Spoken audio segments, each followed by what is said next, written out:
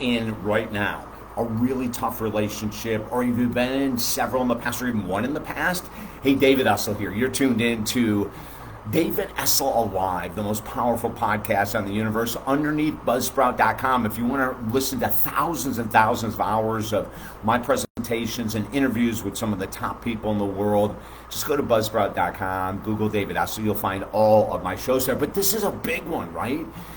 You're in a tough relationship, but I've got a secret for you. And if you can grasp the secret, this might be the last tough relationship you're in. And that is this. And at first, people disagree with me all the time, but I can give you 1,000 examples of why it's true and valid what I'm about to say. Every difficult, challenging relationship is rearing millions of signs, or one or two huge ones, within the first 60 days that you're dating someone. Within the first 60 days, they've given you everything you need to know that it's not a good match, it's not going to work, too much struggle, too much fantasy, too much whatever it might be. But we stay. And then we stay. And then sometimes in these rough beginnings, we'll end the relationship and get back together 3, 4, 5, 6 times. But we never realize that the problem was never taken care of, because the problem was there before you even met that person. Does that make sense? And the problem within us was already there before we met that person. And let me break this down a little bit. A logical, independent individual would say, you know what?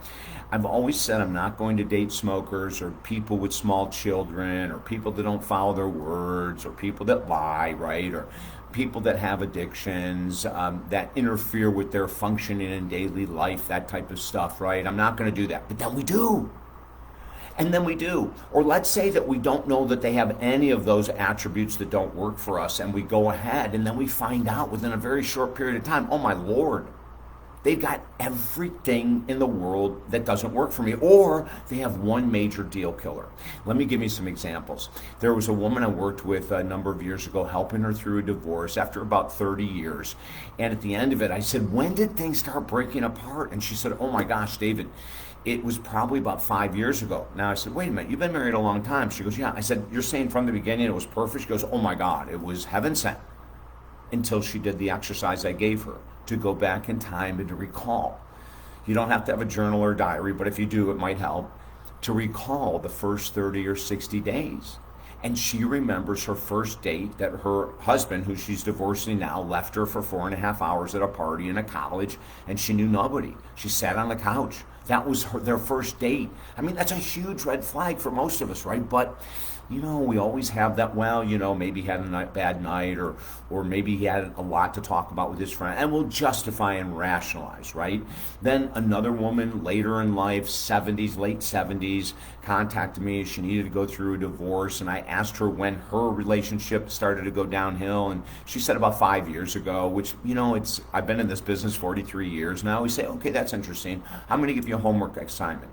When she came in back the next day, or the next week, she said, David, it was in 30 days that he completely stopped working, and for the past 50 years, he's never worked. He's depended on me, and I have let him. See, that's the key. When we understand our codependency, when we understand that we haven't set boundaries and guidelines, you know. Now, there's going to be some instances where people, you know, make all these promises. I promise I'll quit drinking. I'll promise that I'll quit lying. I promise when I tell you I'm going to do something, I'll actually do it, you know. And so we believe them, right? And then we welcome them back in. And we welcome them back in. And we say, oh, come on back in our life. And then they repeat the same thing again. And then we end it, and then they come back with all these promises. Oh no, you don't understand. You know, it's just a little different the way I believe, but now I understand where you're coming from, and I'm 100% on board, and we'll do it that way. That makes sense. And that lasts for, 30 days, 60 days, then we go down the hill again. It could be that someone says, I'll quit drinking, I'll quit smoking. Someone else says, I'll quit my emotional spending. But, you know, these signs are there. And once we realize those signs are there, we can then make appropriate action. What's an appropriate action? You're with someone you really like, you really connect with, but they smoke, or they drink too much, or they've got tiny kids, or there's something that you know will never work long term, you can always say to them, hey, listen, I know you told me you'd do this and then you backed off on your word. That really hurts me. It really does. It makes me sad because I want to be with someone with integrity. Would you promise that from now on, when you tell me you're going to do something, would you actually follow through and do it? And you can give them a chance, right? And then if they do, fantastic. They just needed a chance. But if they go back to their old ways, and it happens all the time. It's happened in my life. I've been with people that have told me they're going to do great, wonderful things, and they never did. And then when I asked them about it, they would get upset.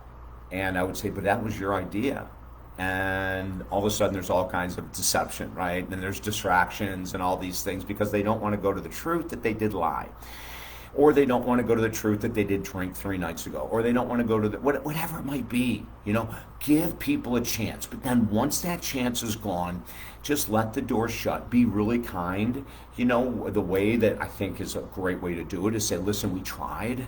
It didn't work. We're arguing quite a bit and things aren't well. And I think we need a break, let's take some time off. What I recommend to all couples is first start sleeping in separate bedrooms when you're having a hard time, right?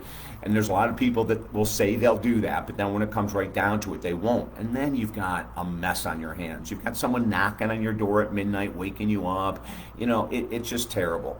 So we have to really watch who we let back in, because the patterns are naturally going to be repeated until somehow they stop, and you don't have the power to stop them.